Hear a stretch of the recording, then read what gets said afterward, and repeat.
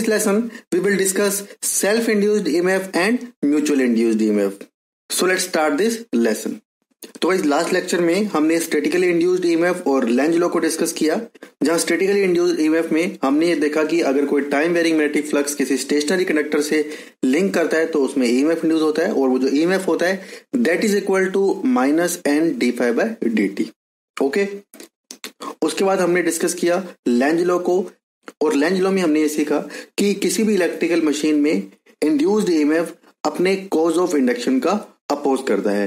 That means किसी भी electrical machine में जो भी रिजल्टेंट क्वांटिटी होगी वो अपने कॉज का अपोज करेगी. ओके, चाहे वो ईएमएफ हो, चाहे वो टॉर्क हो, चाहे वो करंट हो, वो अपने कॉज ऑफ इंडक्शन का अपोज करेगी. ओके, तो गाइज उस अपोजिशन को हम शो करते हैं माइनस साइन से. और गाइज किसी भी इलेक्ट्रिकल मशीन में अगर हम एनर्जी को ट्रांसफर करना चाहते हैं या हम एनर्जी को कन्वर्ट करना चाहते हैं तो वहां अपोजिशन का होना बहुत ही जरूरी है. ओके, तो गाइस ये कंटेंट हमने लास्ट लेक्चर में डिस्कस किए थे, और आज इस लेक्चर में हम डिस्कस करेंगे सबसे पहले सेल्फ इंड्यूस्ड ईएमएफ. तो गाइस सेल्फ इंड्यूस्ड ईएमएफ में क्या होता है, अगर किसी कॉइल में हम जो सप्लाई देते हैं उस सप्लाई से जो varying flux, time varying flux उस कॉइल में लिंक करता है, और उस फ्लक्स के लिंक करने से उस कॉइल में जो ईएमएफ इंड्यूस होता है उसे हम सेल्फ इंड्यूस्ड ईएमएफ कहते हैं. That means whenever a varying flux link through a coil and EMF is being induced in the same coil, that is termed as self-induced EMF. Okay? तो guys इस बात को आप ऐसे समझो कि अगर इस कॉइल में मैं टाइम वेरिंग सोर्स अप्लाई करूंगा, that means AC source apply करूंगा, तो इसमें जो करंट फ्लो करेगा वो उसका नेचर कैसा होगा, उसका नेचर भी एसी होगा, दैट मीन्स टाइम वेरिंग होगा. और अगर करंट टाइम वेरिंग होगा तो उससे जो फ्लक्स हमें मिलेगा वो भी कैसा होगा, टाइम वेरिंग फ्लक्स होगा. ओके, तो गाइस ये जो टाइम वेरिंग फ्लक्स होगा ये जितने नंबर ऑफ टर्न्स के साथ लिंक करेगा तो इससे क्या होगा, इस कॉइल में एक ईएमएफ इंड्यूस्ड होगा, और वो जो ईएमएफ होगा उसे ही हम क्या कहते हैं, सेल्फ इंड्यूस्ड ईएमएफ. तो यहाँ पे सेल्फ टर्म हमने इसलिए यूज की है क्योंकि इस कॉइल में ईएमएफ इंड्यूस जो हुआ है वो इसके खुद के ही टाइम वेरिंग फ्लक्स से हुआ है. दैट मीन्स वो जो टाइम वेरिंग फ्लक्स है वो किसी दूसरी कॉइल से नहीं आया है, वो इसकी खुद की ही कॉइल का टाइम वेरिंग फ्लक्स है जिसने इसके नंबर ऑफ टर्न से लिंक कर इसी में ही ईएमएफ इंड्यूस कर दिया. ओके, तो इसे हम क्या कहते हैं, self induced EMF. So here phi is nothing but phi is a function of time. Okay, तो उसमें जो EMF इंड्यूस होगा that is equal to minus d lambda by dt. और guys lambda means flux linkage and flux linkage is equal to number of turns multiplied by flux. Okay, that means n phi. Okay, that means इस coil में जो EMF induce होगा that is equal to minus n d phi by dt. That is our self induced EMF. Okay, तो guys यहाँ पे जो number of turns होंगे और जो ये फ्लक्स होगा वो इसी कॉइल का होगा. दैट मीन्स जहाँ पे जो ये n है ये इस कॉइल के नंबर ऑफ टर्न्स हैं, और जो ये फ्लक्स फाई है ये भी इसी कॉइल का है. So EMF induced is equal to -n d∅/dt is our self induced EMF. तो गाइज इसके बाद हम बात करेंगे सेल्फ इंडक्टेंस की. ओके, तो जो सेल्फ इंडक्टेंस होता है that is equal to n∅/I. तो ये आपको ये याद रखना है कि जो सेल्फ इंडक्टेंस होता है वो होता है L is equal to n∅/I. तो गाइस इस कॉइल के लिए सेल्फ इंडक्टेंस को ड्राइव करने के लिए हमें सबसे पहले फाइंड आउट करनी पड़ेगी इस कॉइल की magnetic flux density. Okay, so guys magnetic flux density that is B is equal to μ0n into I. Okay, so guys where this n is equal to number of turns per unit length.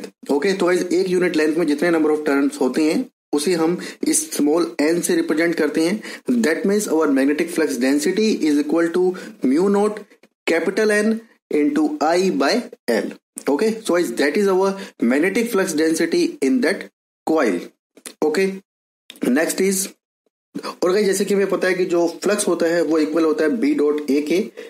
So guys magnetic flux density in the coil is B is equal to μ0 capital N into I by L. Okay, so put the value of magnetic flux density here, then our flux is equal to μ0 N A by L into I. Okay, and guys flux linkage is that means lambda is equal to number of turns multiplied by phi. तो guys flux linkages कितना होगा इस coil में, put the value of flux here, then our lambda is equal to mu naught n square A by L into I. तो अगर आप यहाँ पे इस फ्लक्स की वैल्यू यहाँ पुट करोगे तो जो आपको फ्लक्स लिंकेज मिलेगा वो कितना मिलेगा, mu naught N square A by L into I. Okay, तो भाई जो सेल्फ इंडक्टेंस होता है वो होता है lambda divided by I. That means N phi by I. That means L is equal to lambda by I and lambda is equal to n phi by I, and put the value of lambda here or n phi, then self inductance is equal to mu naught n square A by L into I and divided by I. Okay, then I and I will be cancelled out and you will get L is equal to mu naught n square A by L. Okay, so guys here self inductance for the coil is equal to mu naught n square A by L. तो guys self inductance coil के लिए कितना होता है, mu naught N square A by L. तो guys ये expressions को आपको याद रखना है. तो गाइज इस एक्सप्रेशन को आपको याद रखना है क्योंकि ये एक्सप्रेशंस गेट के साथ साथ आपको एसएससी जेई में भी बहुत ही ज्यादा काम आएगा, क्योंकि गाइज इस एक्सप्रेशन पर हर साल one liner questions SSC JE में जरूर पूछे जाते हैं. Okay, so self inductance for our coil is equal to mu naught N square A by L. Next is mutually induced EMF. तो म्यूचुअल इंड्यूस्ड ईएमएफ में अगर सपोज किसी एक कॉइल में फ्लक्स इंड्यूस्ड होता है और वो किसी दूसरी कॉइल से लिंक करता है, और अगर उस फ्लक्स के लिंक करने से उस कॉइल में ईएमएफ इंड्यूस्ड होता है तो उसे हम म्यूचुअली इंड्यूस्ड ईएमएफ कहते हैं. Suppose this is our first coil and this is our second coil. Okay, तो गाइस सपोज ये हमारी कॉइल नंबर 1 है. इसमें हमने क्या किया कि यहाँ पे हमने एक टाइम वेरिंग सोर्स अप्लाई किया. ओके, तो गाइस इससे क्या हुआ कि इसमें एक फ्लक्स प्रोड्यूस हुआ और उस फ्लक्स ने लिंक करना स्टार्ट किया किससे, हमारी दूसरी कॉइल से, लाइक दिस. ओके, तो गाइस कॉइल 1 का जो फ्लक्स है वो कॉइल 2 से लिंक कर रहा है, इसलिए गाइस अब कॉइल 2 में जो ईएमएफ इंड्यूस होगा उसे हम म्यूचुअली इंड्यूस्ड ईएमएफ कहते हैं. ओके, दैट मीन्स इस कॉइल में जो ईएमएफ इंड्यूस्ड हुआ उसके लिए रिस्पॉन्सिबल ये कॉइल नहीं है, उसके लिए रिस्पॉन्सिबल हमारी कॉइल नंबर 1 है. ओके, तो गाइस अगर किसी कॉइल में ईएमएफ इंड्यूस हो और उसके लिए रिस्पॉन्सिबल उसी कॉइल का फ्लक्स हो तब उसे हम सेल्फ इंड्यूस्ड ईएमएफ कहते हैं.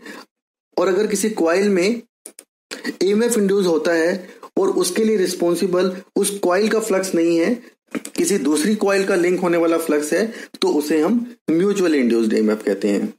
तो गाइस अगर सपोज अगर हमारी फर्स्ट कॉइल में नंबर ऑफ टर्न्स N1 है और जो हमारी सेकंड कॉइल है उसमें नंबर ऑफ टर्न्स N2 है, then EMF induced in our second coil is equal to minus of N2 d5 by dt. Okay, तो गाइस ये जो माइनस साइन आया है ये आया है according to Lenz law. Okay, तो गाइस यहाँ पे नंबर ऑफ टर्न्स हमें कंसीडर करने पड़ेंगे उस कॉइल के जिसमें म्यूचुअली इंड्यूस्ड ईएमएफ प्रोड्यूस हुआ है, और जो फ्लक्स लेना पड़ेगा वो हमें फर्स्ट कॉइल का लेना पड़ेगा क्योंकि उसी फ्लक्स से लिंक होने से सेकंड कॉइल में हमारा म्यूचुअल इंड्यूस्ड ईएमएफ प्रोड्यूस हुआ है. ओके, तो गाइस अब हम बात करेंगे म्यूचुअल इंडक्टेंस की. जैसे हमने सेल्फ इंड्यूस्ड ईएमएफ की बात की थी, that is equal to lambda by I. तो अब हम बात करेंगे म्यूचुअल इंडक्टेंस की. तो गाइस जो म्यूचुअल इंडक्टेंस होता है वो होता है लैम्डा 1-2 बाय I1. तो यहाँ पे जो ये लैम्डा 1-2 है इसका मतलब होता है flux linkages in coil 2 due to coil 1. और यहाँ पे जो हम करंट लेते हैं वो हम करंट लेते हैं फर्स्ट कॉइल का. ओके, तो ये बात आपको याद रखनी है कि जो म्यूचुअल इंडक्टेंस होता है that is equal to lambda 1-2 by I1. Okay, where lambda 1-2 is the flux linkages in coil 2 due to coil 1 and I1 is the current in coil 1. तो इस म्यूचुअल इंडक्टेंस का एक्सप्रेशन फाइंड आउट करने के लिए अब हमें फिर से यहाँ पे मैग्नेटिक फ्लक्स डेंसिटी को फाइंड आउट करना पड़ेगा. So guys our magnetic flux density is equal to mu not N1 I1 by L. Okay, and where phi is equal to B dot A, put the value of magnetic flux density here, then our flux is equal to mu naught N1 A by L into I. तो guys यहाँ पे आपको एक assumption लेना पड़ेगा, that means दोनों ही जो coils हैं उनका जो cross section area और उनकी जो length है वो same है. Okay, that means both the coils have same cross section area and same length.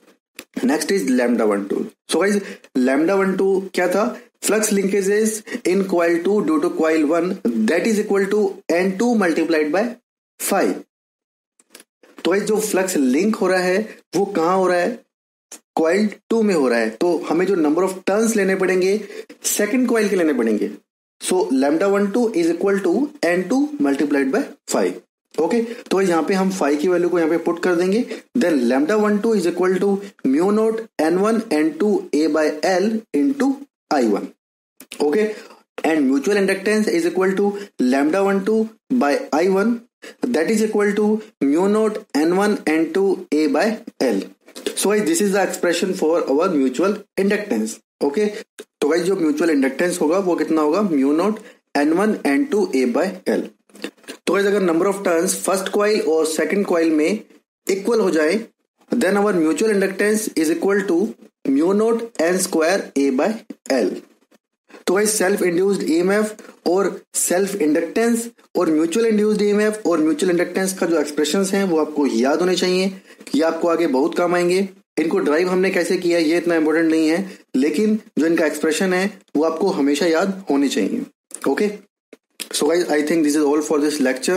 In next lecture we will discuss dot notation. Okay, so if you have any query regarding this lecture you can ask me in the comment section, and please share this lecture to your friends. Your sharing will help them a lot. And subscribe my YouTube channel and click on bell icon button, and also click on send me all notification for this channel. And guys don't forget to follow me on Unacademy, and the link of my profile and this lecture is given in the description, where I upload video before YouTube. You can watch there also. Thank you for watching.